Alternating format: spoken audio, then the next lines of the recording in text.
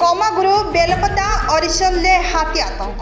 खोर्धा बनखंड टांगी रेंजर कमागुरु बेलपदा अरिशल अंचल दिनकु दिन बढ़िबार लगी हाथी उपद्रव जनित आतंक।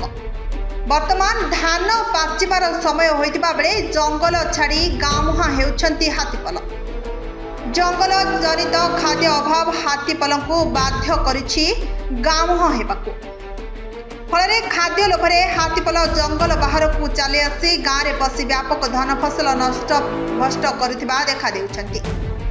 घटनाक्रम गतकाली राति 16टिकिया हाथीपल निकटस्थ साहड़ा जंगल बाहरी आसी बेलपदा अंचल व्यापक फसल नष्ट भष्ट करथिले। 16टिकिया एही हाथीपल 6टी दंता 5टी माई हाथी और 5टी छुआ हाथी थिबा देखिबाकु मिलिछि। तेबे बड़ हाथीपल को देखि लोके आतंकित हो पड़ती। आज सकाल समय हाथीपल गहिर धान फसल खाई सारिबा परे निकटस्थ जंगल को फेरिबा समय बेलपदाठरे आतंक खेली जाइतिला। कमागुरु बड़ पोखरिया रास्तार किछि समय पर्यंत गाड़ी चलाचल बंद हो जाइतिला। आ लोके होई पड़िथिले आतंकित। तेणु तुरंत हाथीपल को गाँ निकटरू जंगल को घोड़ाइबा पई वन विभाग ठाबे दाबी करिसेंती स्थानीय बासिंदा।